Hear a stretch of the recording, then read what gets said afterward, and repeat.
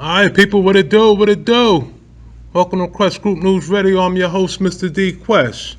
As you come in the building, people, please make sure you hit that like button, share button, and subscribe button. That way we can get these notifications out. Plus, it allows us to continue doing more videos on a daily basis. So please, folks, make sure you hit that like button, share button, and subscribe button. We appreciate that. Now, you know how we do, folks. We wake up early in the morning, drinking a cup of coffee, thinking about which story we're going to run today on the day's segment, right? And lo and behold, we come across this. A suspect was shot 6 times while doing a home invasion and stripping naked. Let me repeat that. Some idiot went to somebody's house, broke in, stripped naked, and got their butt shot 6 times. You can't make this up, folks. Alright, here we go. A Kentucky man who allegedly broke into a neighbor's home and took his clothes off in a 12-year-old girl's room on Sunday was shot 6 times by the homeowner.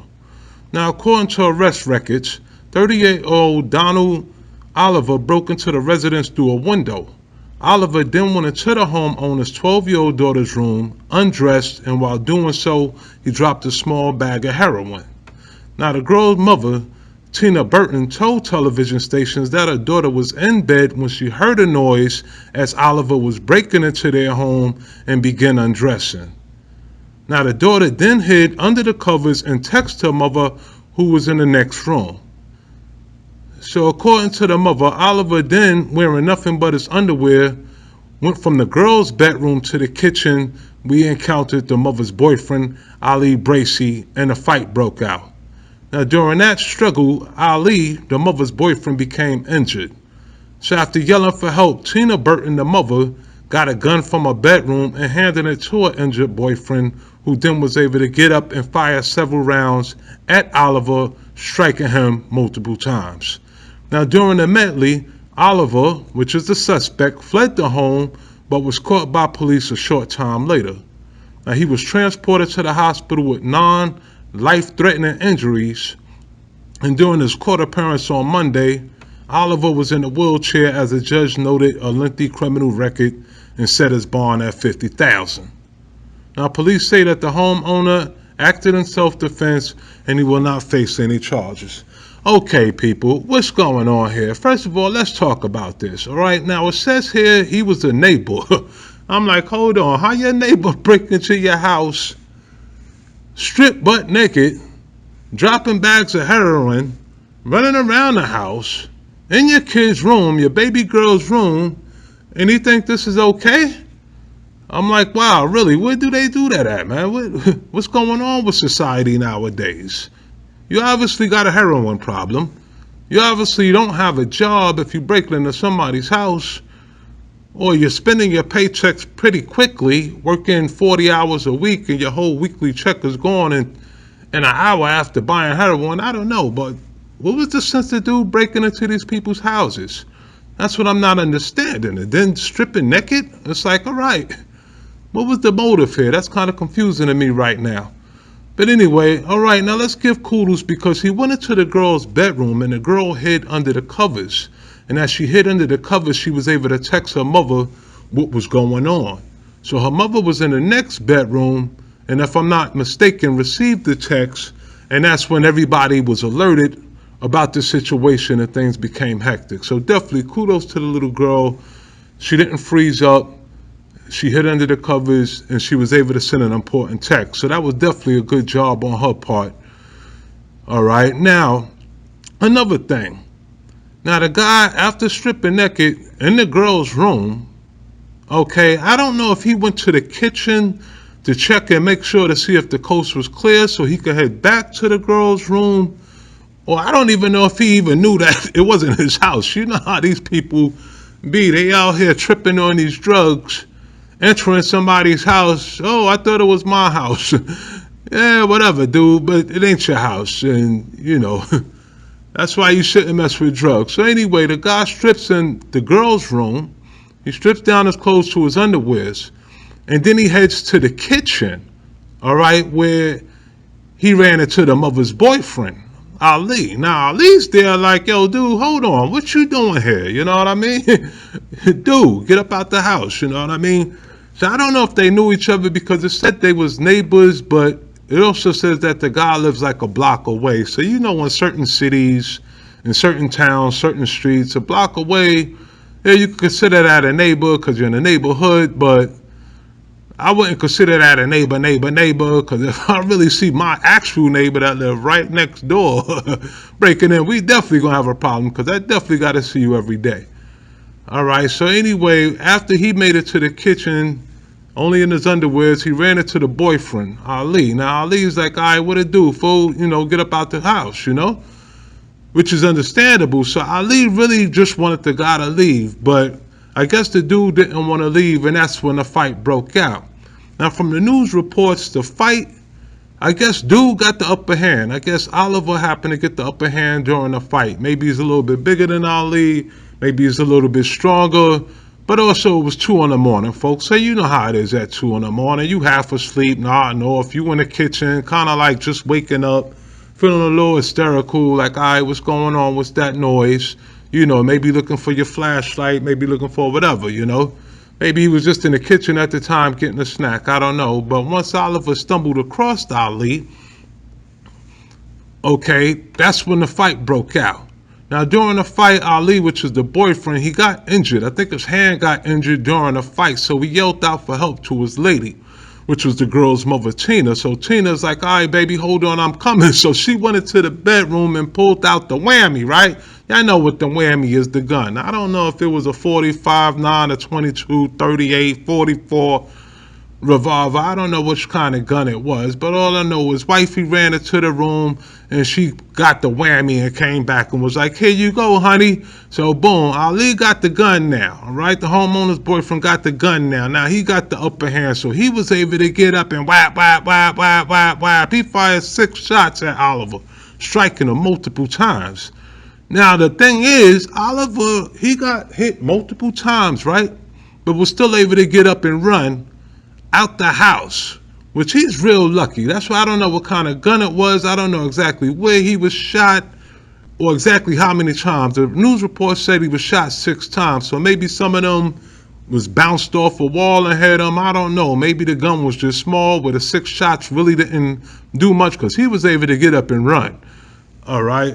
And he was able to make it a little far away. I think maybe down the block. All I know is a short time later, he got picked up by the police and he was taken to the hospital with non-life-threatening injuries. Okay, but definitely kudos to the boyfriend, because that's the scary part. You up at 2 in the morning, you in the kitchen or whatever, or you just groggy, just finished using the bathroom or whatever, going to get a cup of water, everybody sleep. You know, you're not thinking about somebody's breaking in the house. You're thinking about, you know, what you got to do the next day or whatever.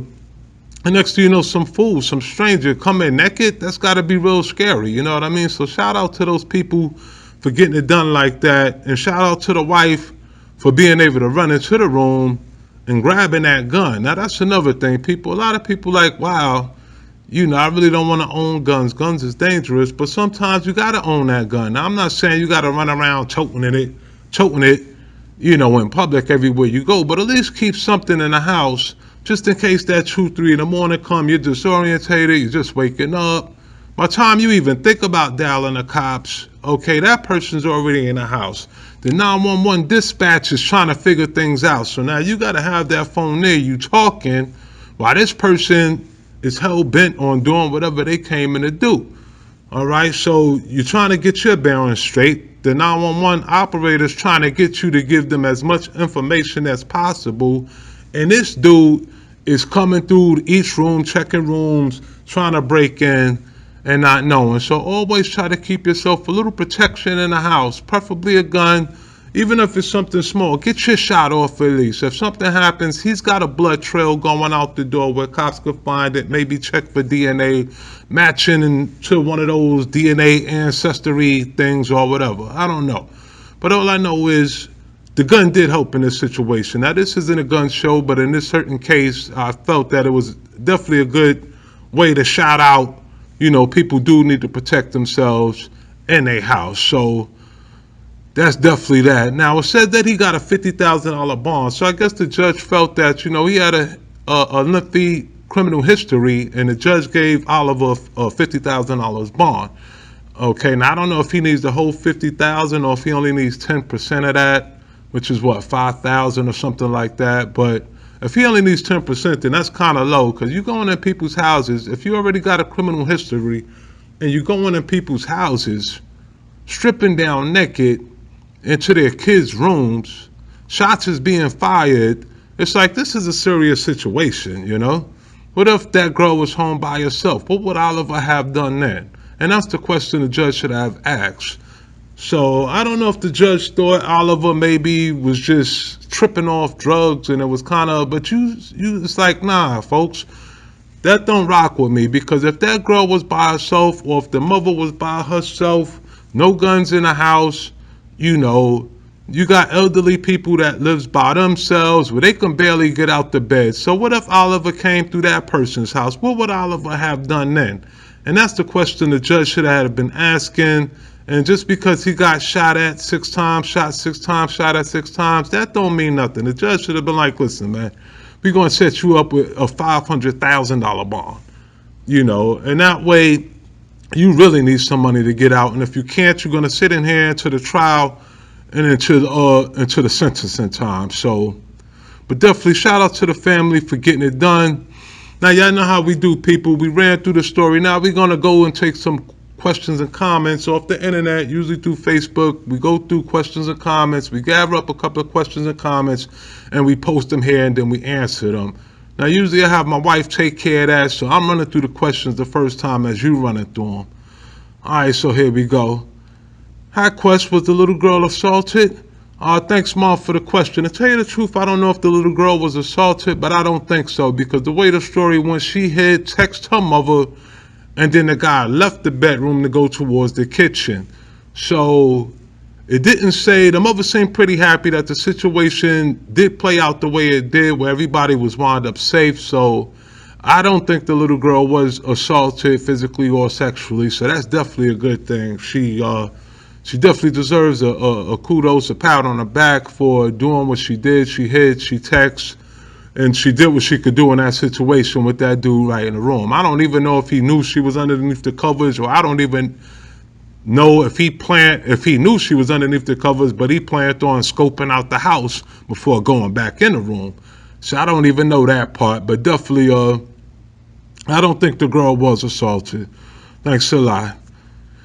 All right, next poster. Did he know the couple since they were neighbors? To tell you the truth, yeah, we covered this a little bit. I don't think he knows them since they was neighbors, because the report said that they lived a block away, so I'm sure they've probably seen each other, or he's been past that house or apartment before, so he knows the area, they know the area, but depending on the town, they may definitely know each other as far as seeing each other periodically. But as far as neighbor, like your next door neighbor, first name basis neighbor, I don't think so.